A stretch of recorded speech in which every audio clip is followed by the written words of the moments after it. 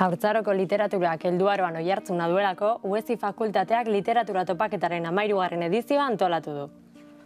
Literatur topaketa antolatzen da bereziki artearekin kontaktu bat izateko. Aurten jorratu dugun gaia izan da haur literatura, helduentzako literatura. Ahaleginduko naiz literaturaren oinarrietara berriro juten, batez ere uste dudalako galdu egin dudala igual literaturaren oinarria, zertarako ipuinak, zertarako poesia, zertarako kontuak, zertarako hitzak. Sapo errepikatu.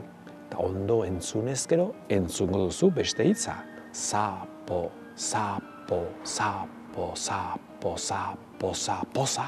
Haur bat jarraitzen dugula izaten helduaroan, eta horri elikagai emateko modu bat literatura da. Niretzat literatura oinarrian bat eta behera da, ez? Gero idazleak bere irakurlea nolabait irudikatzen duenean jartzen du halako muga bat. Nik egiten dutena izaten da ikuslearen lekuan jarri askotan egingo dudana nola helduko dan begiratzeko. Bihotzaren bihozkadak, entzun, taupadak, taupadak.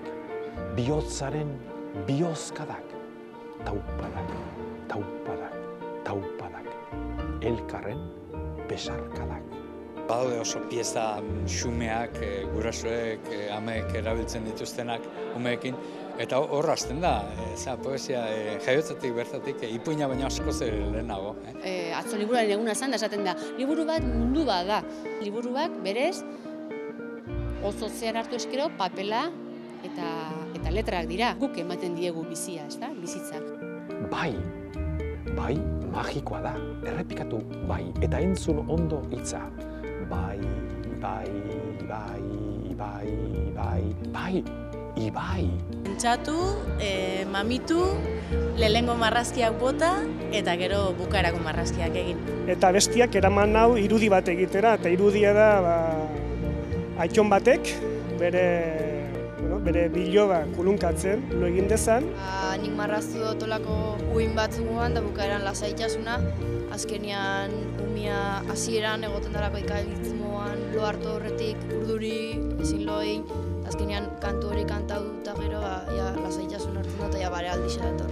Nahiko nuke berriro ere barruko gogoa piztuarazi literatur hortan. Norberaren gustu literarioa bilatu eta aurkitzea lehen oinarria. Eta ipuiek eta literatura balio lezake aurra lokartzeko, baina baita ere esnatzeko, begi zabalekin esnatzeko.